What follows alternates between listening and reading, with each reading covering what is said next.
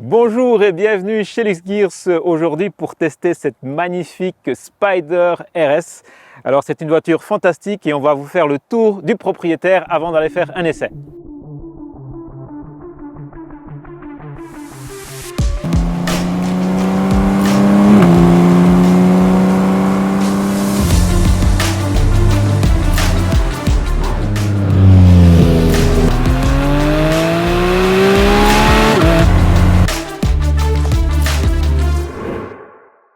Alors, qu'est-ce qu'elle a de particulier cette Spider RS? Elle est basée, comme vous vous en doutez, sur la GT4 RS.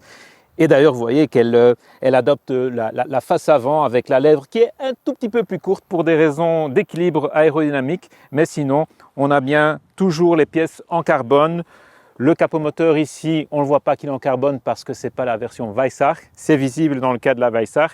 Mais quelque chose de très spécial, c'est le toit. Ce toit souple qu'on va démonter, on va vous montrer à quoi ça ressemble. Il est vraiment très spécial parce qu'il laisse passer l'air. Alors on appelle ça un binimi ou un bikini top, c'est au choix. Moi je le connais sous la désignation bikini top, mais on va revenir dessus plus tard. Alors une autre chose qui est spécifique à la RS Spider, c'est sa petite queue de canard. Elle a ceci pourquoi? Parce que dans la GT4 RS, on a le gros aileron en col de cygne. Malheureusement, ça n'aurait pas été très beau de le faire. Et donc, on a mis cette queue de canard qui donne un peu moins de portance, mais qui fonctionne bien. Et c'est la raison pour laquelle, à l'avant, on a une lèvre plus courte. Et comme la spécificité de cette Spider RS, c'est son toit, on va vous montrer comment il s'enlève. C'est parti!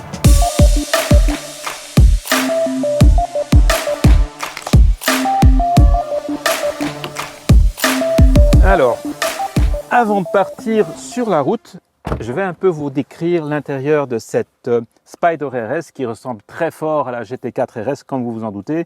La chose principale, eh bien, c'est les fameux sièges baquets Porsche qui sont magnifiques, qui sont en carbone. Regardez, c'est vraiment superbe.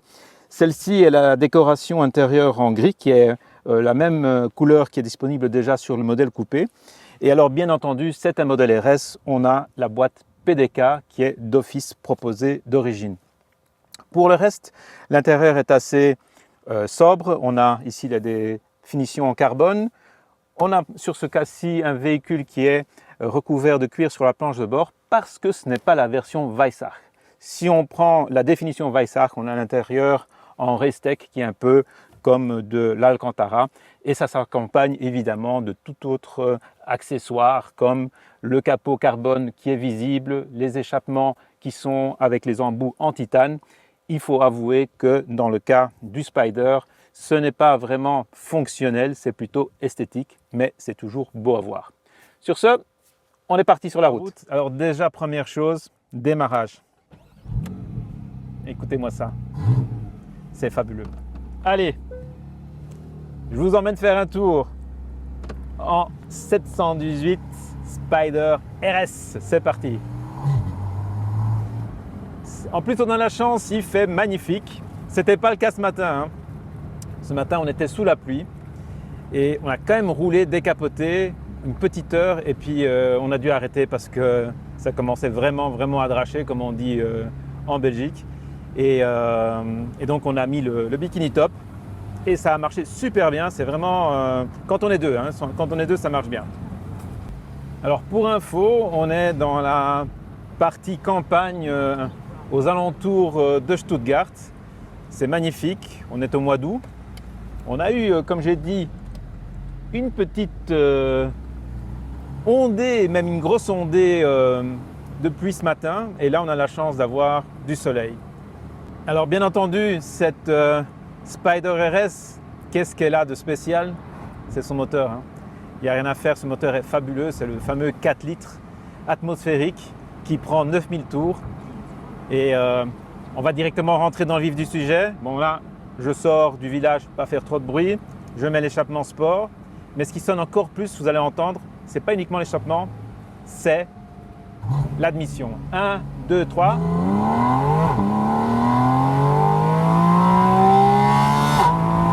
Voilà, j'arrête parce que sinon je vais être en excès de vitesse. Et vous vous rendez compte de la violence de cette voiture et des sensations sonores, vibratoires qu'on a, c'est absolument magnifique. C'est indescriptible et c'est carrément l'antidote pour les conducteurs qui roulent en voiture électrique parce que vous avez le maximum de sensations avec cette voiture. C'est vraiment génial. En plus, on a la chance d'être dans cette belle région avec des routes magnifiques. Allez, je vais fermer les carreaux parce que j'ai un peu trop de vent. J'ai enlevé le petit déflecteur derrière pour que la caméra puisse me filmer correctement. Sinon, avec le déflecteur, on est vraiment bien protégé des éléments. Mais comme vous pouvez entendre, c'est assez bruyant comme voiture. Alors, il faut le savoir, hein, on ne prend pas une Spyder RS pour faire du cruising sur autoroute. Hein. On prend ça pour s'amuser, pour vraiment profiter de ce moteur fabuleux. Regardez-moi ça.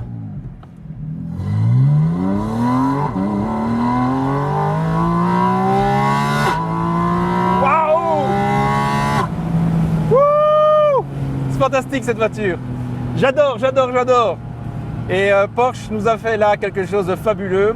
Le moteur de la GT3 dans un Boxster. Ça s'appelle Spyder RS. On a 500 chevaux, 450 Nm et le châssis, les trains roulants, pratiquement les mêmes que ceux de la GT4 RS. Qu'est-ce qu'il y a comme différence?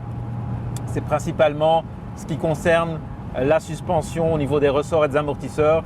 Ils sont tarés environ 50% plus souples parce qu'évidemment, c'est une voiture ouverte qui n'a pas de toit et qui est moins rigide, qui est moins supposée faire du circuit. C'est plutôt une voiture pour la balade rapide, on est d'accord. Et donc de ce fait-là, c'est une voiture qui ne peut pas être aussi radicale qu'une GT4 coupée.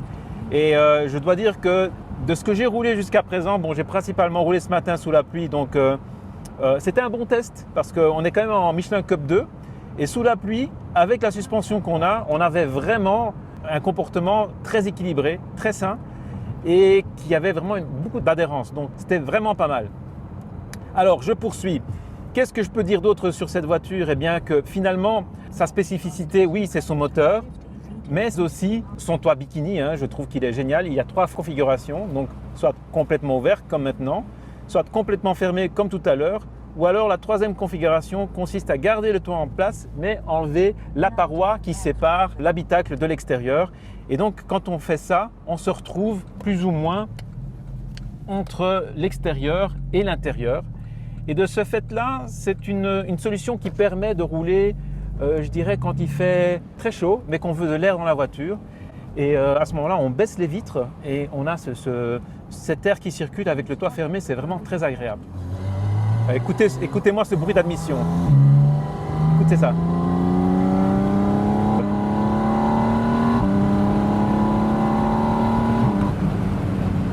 C'est magnifique. J'adore cette voiture.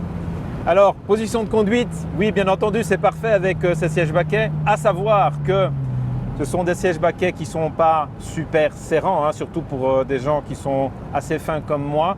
Donc, je bouge un petit peu dans le siège. Sachons qu'il est possible d'avoir des sièges sur mesure ou éventuellement de prendre en option gratuite les sièges multifonctions. Mais je dois dire que dans le cas d'un Spyder qui est ouvert aux yeux de tous, ce serait dommage de louper le look de ces sièges qui est absolument fabuleux. Donc oui, prenez ces sièges-là si vous avez la chance de mettre la main sur une de ces voitures parce que c'est vraiment génial.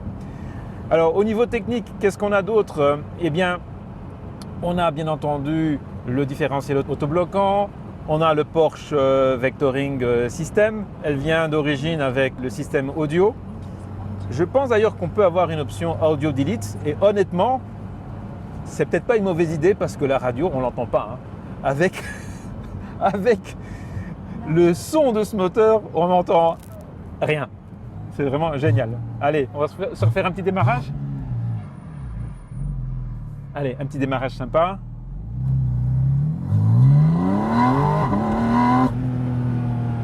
Bon, on a une voiture électrique devant nous, donc on va la laisser passer. Donc je vais continuer de vous décrire cette voiture qui est absolument fabuleuse. Et je vais en profiter aussi pour vous parler de mon interaction avec Walter Röhrl, qui est à l'événement aujourd'hui avec nous et avec qui on a pu dîner hier soir.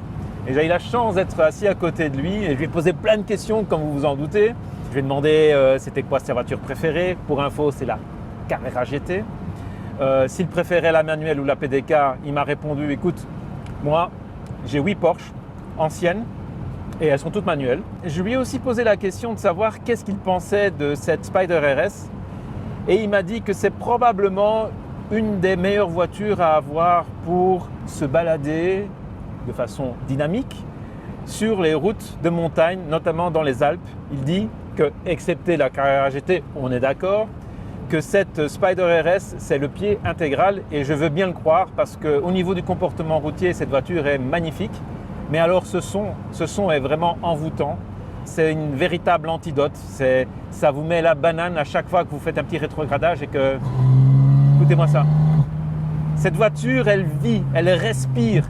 Et c'est quelque part, c'est un barreau d'honneur pour cette Boxster, parce que c'est une Boxster qu'on a ici en dessous.